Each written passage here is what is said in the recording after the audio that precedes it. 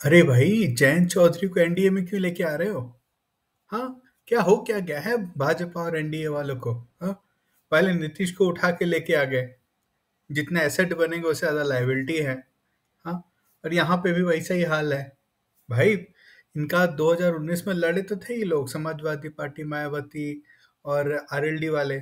RLD वाले को तो शून्य ही मिला। तो अभी किस लिए फिर इसको उठा के लेके आ रहे हैं? हाँ, तो दोस्तों क्या है कि ये मोदी शाह का गेम है। ठीक है, और ये मोदी शाह ही अच्छे से समझते हैं।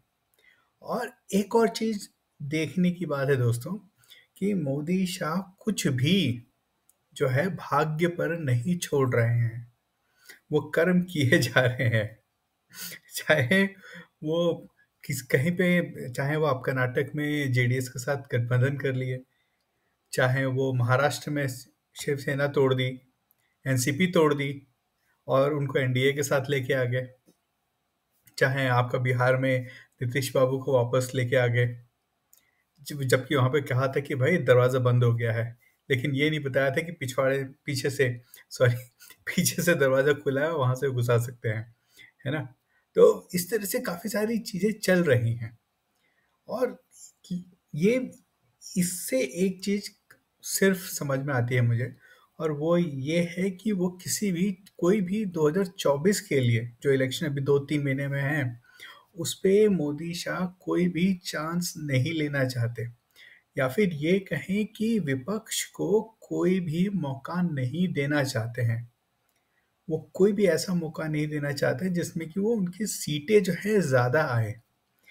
देखिए, दो तीन चीजें हो रही है। या तो एक मोदी शाह जो है गठबंधन कर ले रहे हैं और अपनी जो है स्थिति बेहतर कर ले रहे हैं, या फिर दूसरा क्या है, जो इंडिया अलायंस जो बना था, वो आपस में ही सिर टवल करके कुछ भी नहीं कर रहे हैं।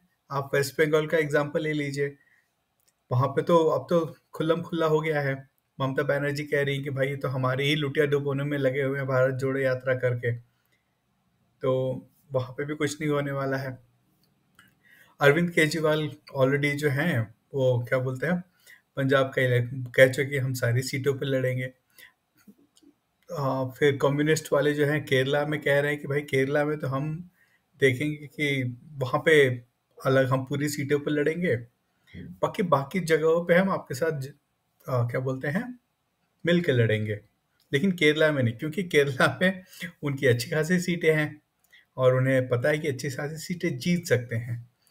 तो ये जहाँ तक ये जो पर्टिकुलर स्टेप है आरएलडी का, जयंत चौधरी को लेके आने का, उनके 3-4 जो क्षेत्र हैं, वहाँ पे उनका कुछ इन्फ्लुएंस है। अजय चौधरी जो पहले के जो थे, उनके पिताजी थे, वो भाजपा के साथ भी रहे काफ़ी समय तक, और वो एक तरह से फिर कांग्रेस वाले के साथ भी रहे। बेसिकली वो अजीत चौधरी और आपके रामविलास पासवान, ये दो ऐसे नेता थे जो कि जिस तरफ हवा बहती थी उस तरफ वो लेते थे। वो कांग्रेस के साथ भी रहते थे और वो आपके भाजपा के साथ भी रहते थे। तो इस मूव से एक चीज तो बात समझ में आती है दोस्तों, कि मोदी शाह कुछ भी भाग्य पे नहीं छोड़ रहे हैं, और सारी के सारे जो गेम्स हैं वो एकदम सही से, एकदम अच्छे से खेलते जा रहे हैं। तो दोस्तों अभी के लिए बस इतना ही, फिर मिलते हैं। धन्यवाद दोस्तों।